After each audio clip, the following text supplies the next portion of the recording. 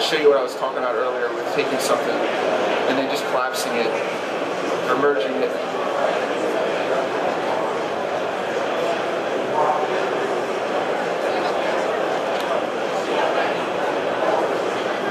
Actually, that will keep. I'm pretty sure that's actually going to keep the settings because they're similar. Oh, no, there you go. And I'm going to move it around and let's see. Render that. And now you should be. Let's see what happens here. And technically, it should render with one as a subtool and the rest mixed with the actual BPR hair. It'll give you that look I was talking about before, where you're getting some wiry stuff inside of the nice renders, which is actually a cool little trick I found to give me a desired look. Yeah, well, it's not demonstrated so great here, but you can see what I'm talking about, what I was saying earlier. You got to be careful, because if you do this, you're getting faceted geometry right now. You're not getting that really nice curve and stuff like that. But if this, say, there's 13 segments, I think is the default. You can add as many as you like, and you can, have that nice clean thing. Or if you forget, you can either subdivide this piece of geometry in ZBrush. But keep in mind, if you do that, it's going to shrink down. It's going to get tighter and thin, which might be something you want to do. It all depends.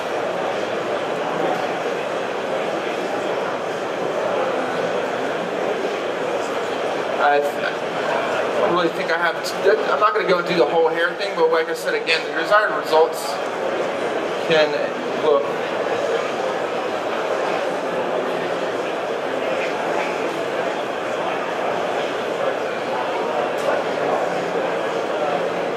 I'll turn off these guys.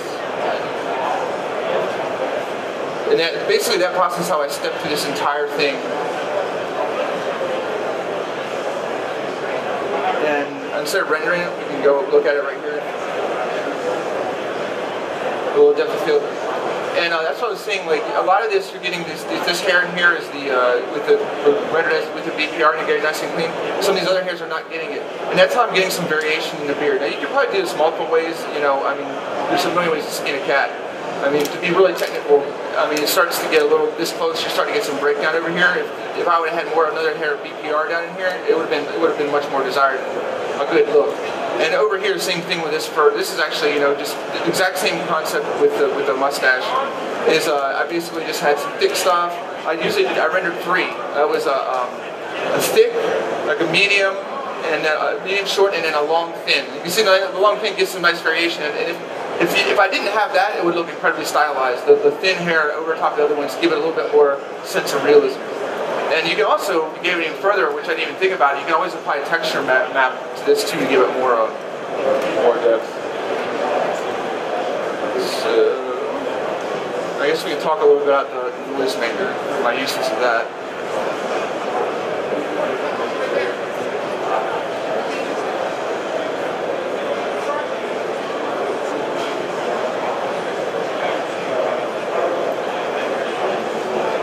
I'll take the boots in here and how about this? Just do this on the fly. So this is them. I'll show you what I have all up. And this was this is all done with a noise maker. Some of it is actually created and actually baked down to the mesh in the geo. But some of this overlay is actually in the. It's not. You can turn it off.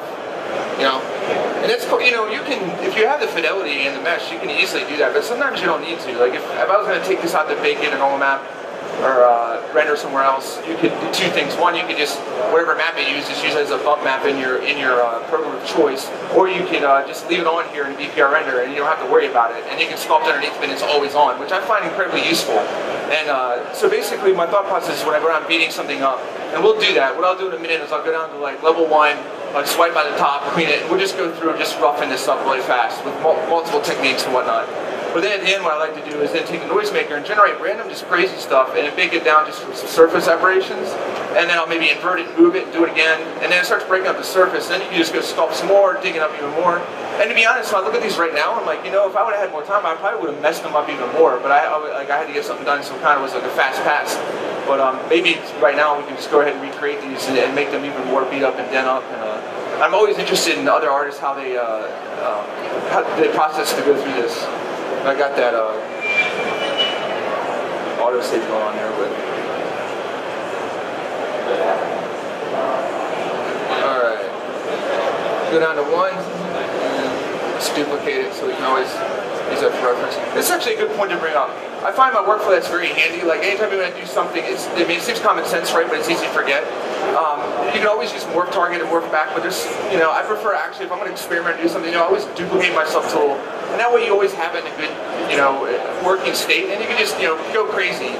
And I remember many years ago when I first started using ZBrush, I was always like kind of scared, like especially when I was working with other meshes, bringing in, like you're always like scared to go too far. Nowadays I'm like, I just go and break it. I got nothing to lose, so just go crazy, and you have something to go back to. So it's really free to experiment. I remember going from the back in the hardcore polymodeling days to the ZBrush, and I remember just being like, I don't want to mess it up, but now you can just, who cares, Another point to note is in the noise maker, we can cover this. You can either go with unwrapping it and using the UVs, or you can actually use the 3D version. I actually like the UVs, so we might even go through a quick UV master just to unwrap it. I mean, UV master is really handy for these things too, because it happens so fast. Even for high res these days, you'd be surprised.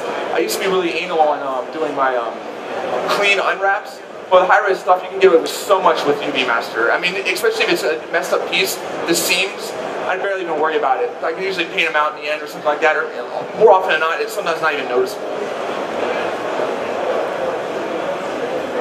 I think I already have, so let's just divide this up. So it's nice and clean, go to level 1. I think we have UVs, but we can kill it.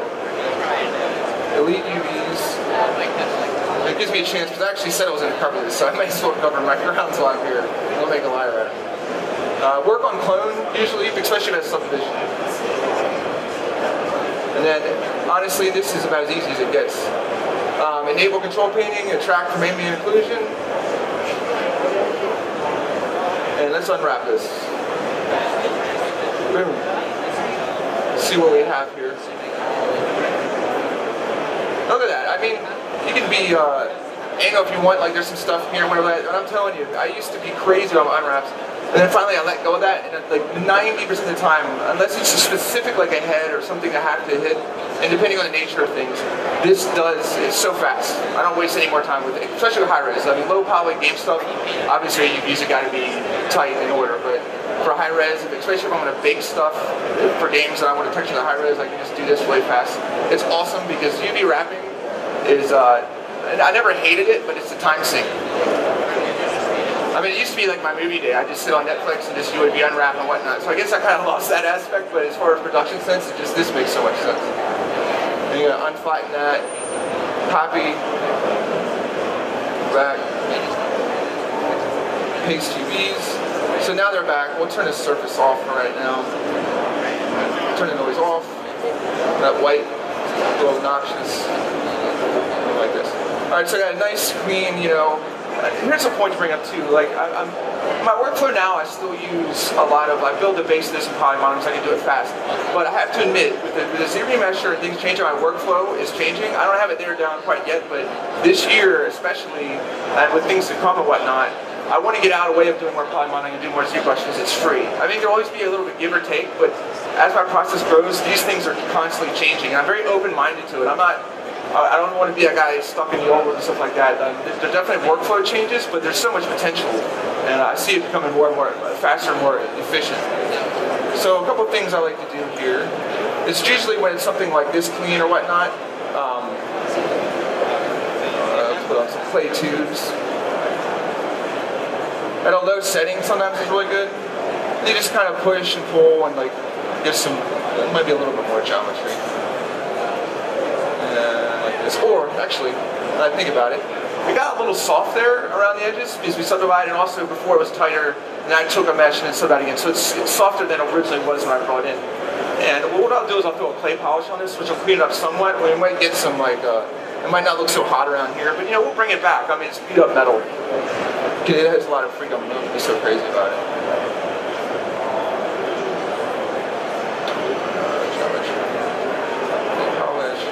Put it up to about like 6 maybe, sharpness maybe 15, soft.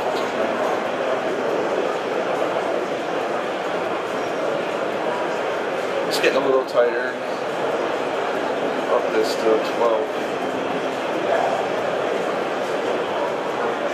It's a little bit much, but actually what's kind of cool is you can see, like, look at that little aberration. If I did that all over the mesh, did a clay polish, look at that. I mean, you get some really cool effects that way. It's a little bit undesired over here, so I'll take it back. But even that right there will increase the edges. So it's really handy now and again, especially just, you know, there's so many ways to do things in here, but this little clay polish is something I've been messing with a lot more recently, anyways.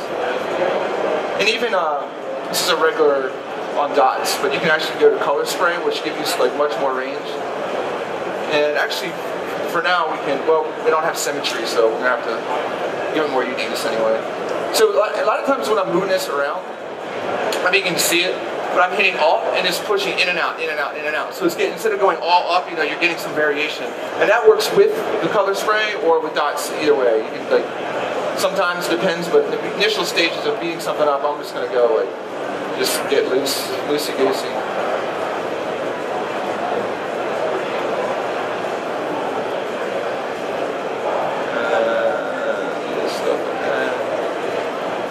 We might want to bring kind of a loose start, but here's a good time to play with H polish, which I gotta load up here. So I'm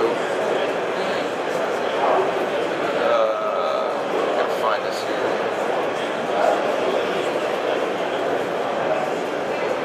Brushes, polish hard. There she glues. So now you can come in here, turn the surface down, and it's all round right here, but let's bring it back. Smash it around.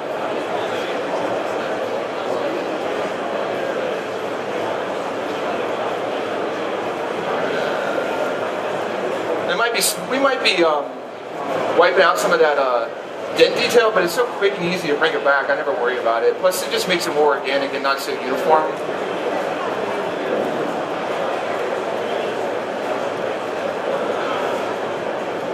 I'm just going to focus on this booth. The other one, you can actually be a good contrast at the end. You can see like what's that next to a nice clean base. I actually like, especially with these hunks of metal, like I hit it in random areas, the sides, and it starts just, you know, you get that nice little, it just looks like it's been kicked. And I mean, this thing should be really chewed up. I mean, it's used as a weapon, right? It's on his foot, so it's not going to be cleaner unless you just got it.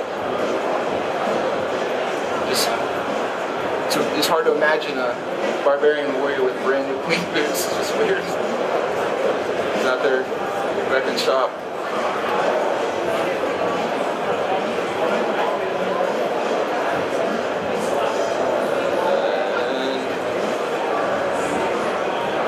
And it's a good little rough start here.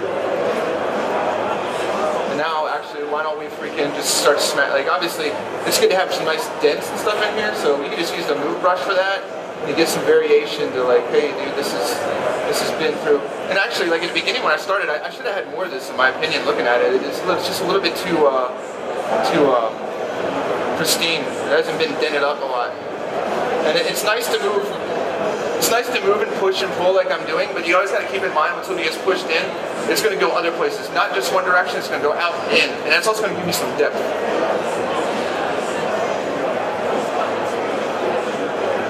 That and push that in. Let's angle this here. Yeah, 10 minutes, just so you know. Jeez, that went fast, man. Yeah, 10 minutes. Should have kicked me. I spent too much time blabbing about that fiber mesh. I enjoyed it. But you can bring in. All right, let me do a couple more things, and I want to touch on really fast. I wanted to go by and like maybe do some detail pass on the face. Surface, noise. And that's actually alpha I have on there, but I'm going to turn that off. That's goodbye because do UV noise plug. And what I like a lot is the granite.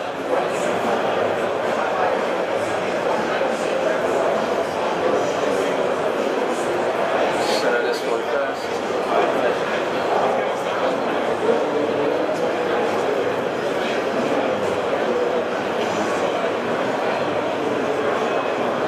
Scale it down.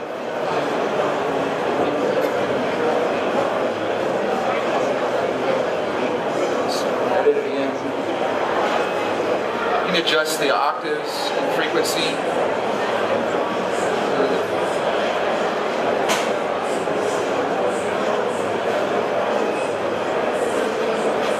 It might not look like too much at this point, but what you can do is okay. And this can give you some decent metal pitting. And I like mask. This I want to commit to the mesh. There's two ways. You can actually just apply it, or you can mask it. Just thinking. And do an inflate. Or deflate, and we'll do an inflate afterwards. That's a bit high. Maybe a 1 or 2, maybe. We can handle that. Now, it's a little bit messed up, but I remember DC had back. Take the DC down. That's a lot, actually.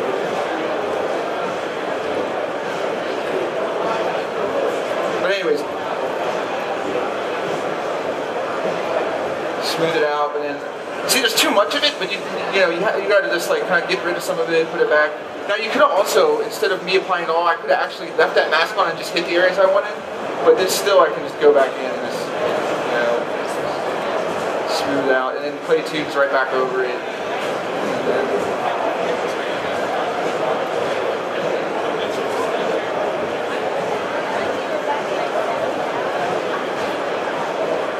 starting to give me something.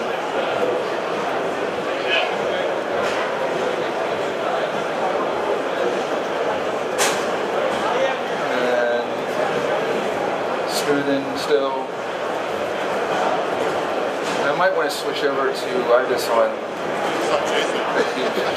It's a little too much. I want to get rid of some of it. And actually, we use clay tubes to bring back a lot of these edges here.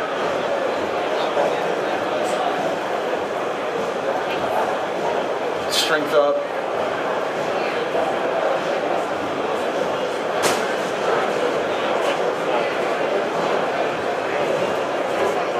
And what this lacking right now a lot is the, let's go switch to damn standard, let's give this, that low setting, it really needs some scratches and dents. And actually you can enhance these with, these things are leather, so I should have separated this out. You don't want those dents and whatnot on that mess. But you can actually just start putting in random, especially on these.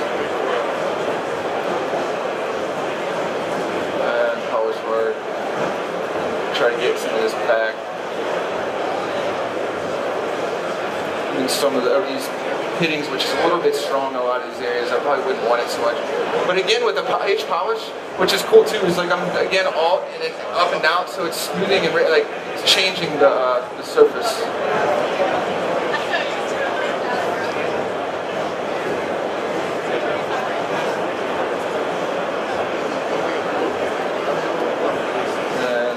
A little soft in some areas still. I'm going to get those edges back. We did, I don't really have the time, but I did lose a lot. A lot of what's really selling this in the other one is that you have these edges and stuff which have gotten really, really soft. You want to clean them down to get some clay tubes again. It's just a combination of all these stuff. This is obviously not where I really want it to be right now, but I want to take, do I out of time or do I have a second? I want to just briefly run through some of the detail levels of doing like on a face really quickly.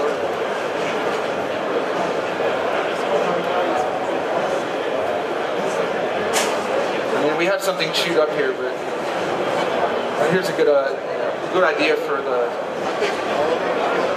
stroke is you want to turn on lazy mouths with backtrack. Well, not backtrack, sorry, that's wrong. You might have turned radius. This can actually kind of help with maybe pulling some of these edges back if you have the time to go this a little bit better, And actually make it more like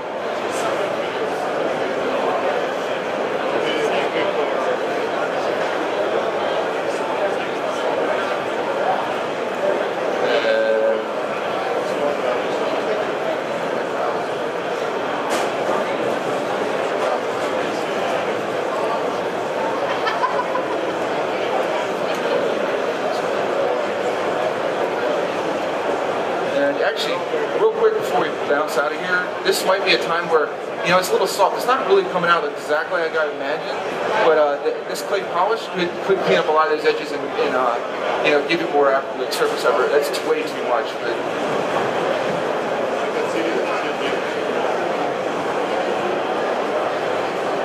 see, that actually helps. I mean, that starts to look at all these, like, you're getting some really awesome, look at that, see, that's really awesome in my opinion. Like, I could go back and really enhance that. You get that for free. Like, I mean, now I feel like, no, if I had more time, I could actually explore this. Before, honestly, I was like, I mean, that's my process, but it wasn't coming out the way I envisioned. But now just doing this one change like that, now I'm like, oh, I see completely different. And I can go in and hit these surfaces. I'm not going to do it now because I'm going to touch on that face before I bounce. But especially right down in here and whatnot, you can actually go a lot further with this. And it starts to feel like, you know, shoot up metal, especially at a, you know, distance. You can even go further than that. But, and then, like, obviously, this was, you know, kind of the finished result of the other one, which is a little bit more, you know, time to get some nice more scratches and stuff like that in here. And what would be kind of cool too is this actually this alpha right here. Sorry, I keep pointing my monitor. I think you guys see this and you don't. The scratches like that. If I commit that geo, granted, I don't think I have enough to completely support it in here, but it still would be a base that I could freaking go in and get some deep grooves and cuts and stuff like that. Not that confusing, but you guys got any questions concerning like a quick detail pass or anything like that? No, do the head.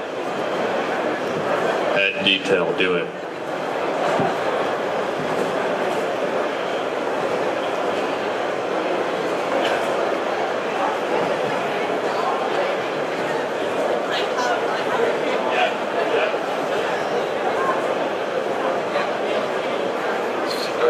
Like this. Alright, for the purpose of this, because I don't like it. So master, delete this, just clean it out real quick. Don't mess with all the other subtools. I could have cloned it actually, I should have done that. But anyways. So all the surface detailing here, you know, I generally use everything that comes in ZBrush. I don't go anywhere else with it. I mean, with the Noisemaker, with everything else, you can actually get some really good face details. There's nothing wrong with the custom alphas.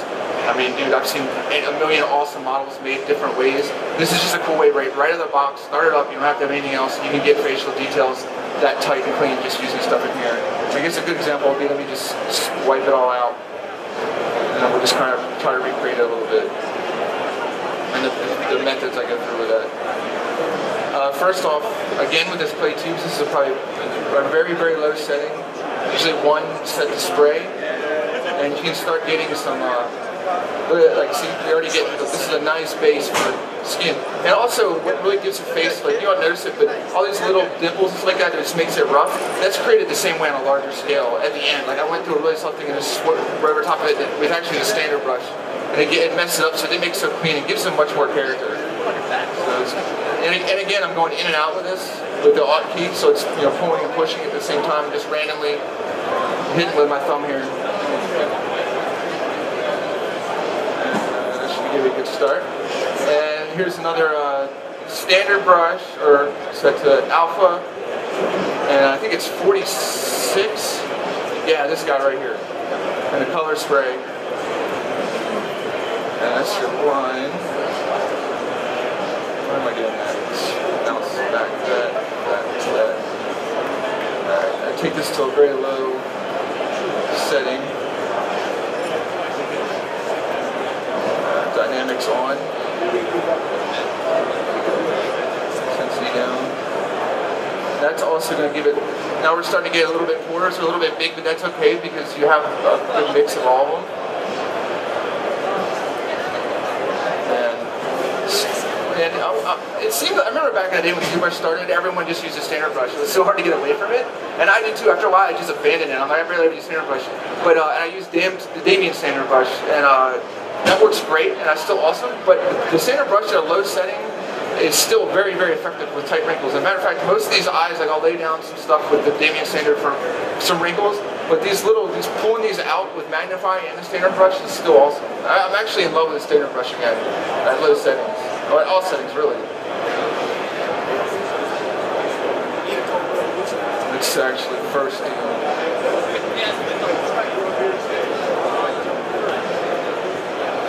some random scratches and stuff in here like this. And these are good for the big ones, but this makes me want to touch on my next like surface brush I use in aberration. So you're kind of getting started where things are going. But like in here, you can do this all day, but let me show you what works really awesome for that. As good as standard brush, use your alpha, and this bad boy right here. It's always been there forever, as simple as it is, I use it like crazy. And it's just perfect. And you can use that with like just the, you know, it's a subtlety, I gotta turn it up a little bit. But right around, like you can see over here, the wrinkles in the nose actually go up and over and they swoop in. I got a little bit wiped on the other side there too, but usually with Alt in, you start like, it gives you a little bit of see, that's starting to look really cool, I think. You want this swooping down over here, so now you're starting to get that flow of the wrinkles there. And it also, what's really cool is too, not so much on this, but like if you have rough creature skin, it works awesome with the color spray. You can kind of see what it's doing right there. I mean, that's really good skin, like really right out the gate, depending on what surface you're doing. I don't know if I'd see too much of that on the face, but you might in an older person's around the eyes and whatnot. So that's just with, you know, colors, the color spray with that one alpha on there. And if you want to like pull, oh, this is really good for the eyes, by the way. And we'll give it some stuff here like that. And then you can actually turn off, actually, let's do it down. I always want to go up here, but you get the space bar, you can always default this off. And make it thin. Oh, why is I need dynamic on? No, I had it on right. A little bit bigger, maybe a little bit stronger. And yeah, okay, there we go. So now you can start pulling some of these areas out, pushing them in, and then now you're getting some, you know, nice changes. You get this one little eye swoop thing going on here, which is actually gives this character this. You always have this little duct down here, smooth it out a little bit maybe.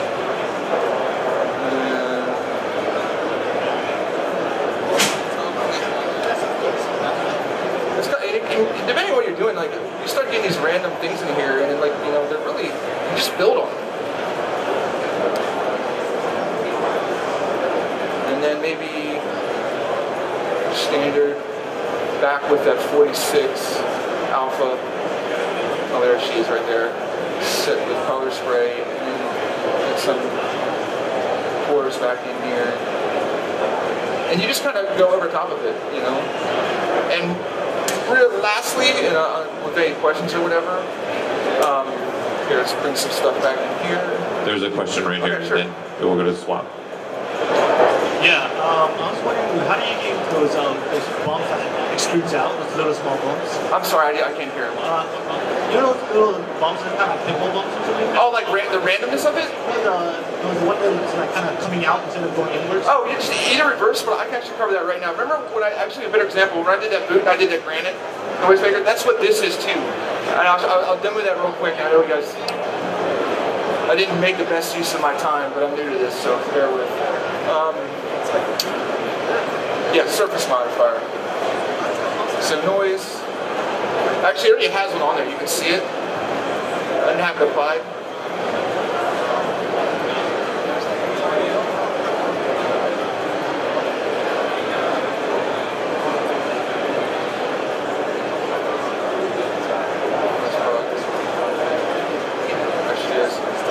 Now this is cool. We can do like a granite. Oh shit. Oh, I know why. The scale's off. Sorry. What I'll do, I just start doing this. Sometimes I just do that by hand. I'll go in and do it by hand. But if you do something fast, like these little tiny bumps, and again, I would probably do this in the beginning stages of detailing his face, because all this all over, it's going to look ridiculous. But you can mask it in and out, or heck, you can do it on a layer and then morph it in. I was talking to Joseph about that last night, which is a really clever way to do it too.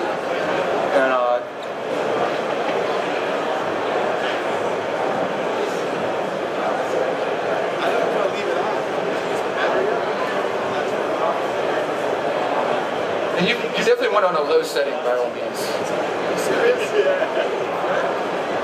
Stuff definitely wants to take its time here, but come on. And inflate by like maybe something really low, and one might be too much. Yeah, it's way too much. Let's go like 0.03. That's too little. 0.1. That's fine. That should do it.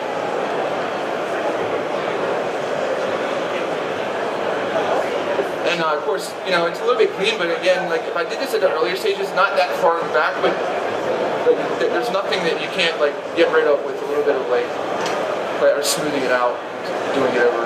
Or the best bet at this stage, if I was going to do that, I would have masked it. But if you start like cleaning them, maybe getting over them a little bit here and there, you know, it'll start. You just smooth it, but you can start seeing like you're getting like these little bumps and little crevices on top of all those other methods, and you can get some really cool stuff, man.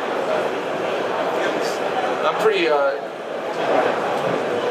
we're kind of going backwards here, but imagine doing that, you know, put this in the beginning and you have all this surface aberrations. You know what's actually, this is really looking kind of really cool around here. I like that. I think like it gives you those little bumps and stuff around the eye, and you could, you know, cleaning it all up at an earlier stage and wiping it down, or like I said, just ways to control the mass.